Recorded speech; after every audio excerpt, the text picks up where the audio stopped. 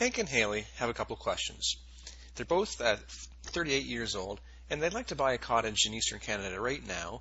And when they retire at age 60, they'd like to have an after-tax income of $85,000 a year after tax.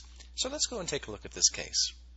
And here we can see right now they have a net worth of about $500,000, and that's growing over time. We can see their RRSPs and non-registered accounts are growing, and they have net cash flow, so how much extra money they have each year to spend is right here. Now, one comment I'd make is we can see that they've got about an extra $14,000 a year in spending, and what I find is that most people, if they don't allocate that money towards something, that money just gets spent.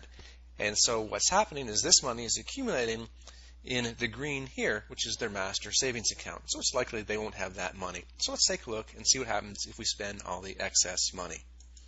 So we'll just go in here and spend all extra cash. And we can see now that they were here, but now they're probably going to be short in retirement. But let's make one other change. And let's assume when they retire in 2033, they won't be spending all excess cash. And let's take a look at that. Okay, there we are. We're successful again. But they also had a couple other questions. They wanted to take better vacations, and we need to look at car purchases. We can see right now that Hank and Haley have a 12-year-old car, and they're going to need to make some future car purchases. So let's go in here, and we'll make some purchases. And I'm going to assume that they're going to purchase a $30,000 vehicle, and they'll continue that every 12 years they'll get a new car. So let's see how that looks. Okay, so that hasn't made too much of a difference. Now the other thing they wanted to take better vacations.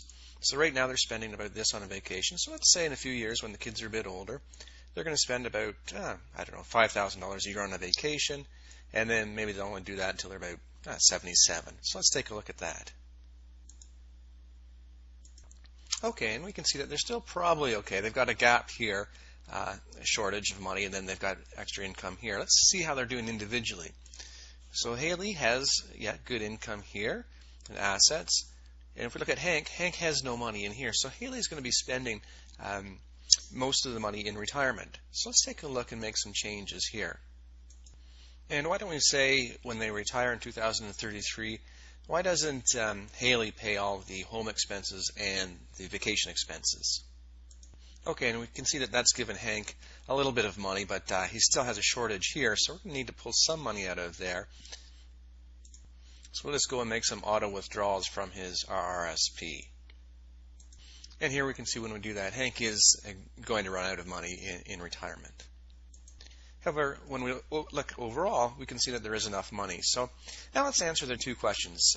They want to increase their retirement income to $85,000 a year in retirement, and they'd like to buy the cottage. Now, before we increase their spending in retirement, let's take a look and see what they're spending now, about $71,000 a year. Let's break that open, and we can see about $43,000 is going to lifestyle expenses, $15,000 to homes, and the rest to taxes. So between the home, $15,000 and $43,000, that's about $60,000. So we need to increase their spending by about $25,000. And one question would be, why do they want to spend more in retirement than they are right now? So you can see here I've added the additional retirement income right here, and I've given it to Haley because Hank doesn't have any money. So let's take a look. Okay, and we can see when we do that, they've got a definite gap here. So let's go ahead and now let's add the cottage. And you can see we've purchased the cottage next year, and we've paid $125,000 for it. I'm going to assume that they mortgage the property over 20 years when they retire, and interest rate is 4%. Okay, and now we can see they've got a large gap. But you know what? What if Hank and Haley decide that when they retire, they're going to sell their home in Toronto and move out to the cottage? So here you can see we've set up the sale of the home at retirement with 5% commission. And you can see if they do decide to sell their home at that time, then everything actually does work in retirement. They'll have a net worth, if we follow that across, ending up with about $900,000. So Hank and Haley, they're only 40. They've got lots of time. They've got options. And of course, things will change. But this is one way that they could do it to make things work.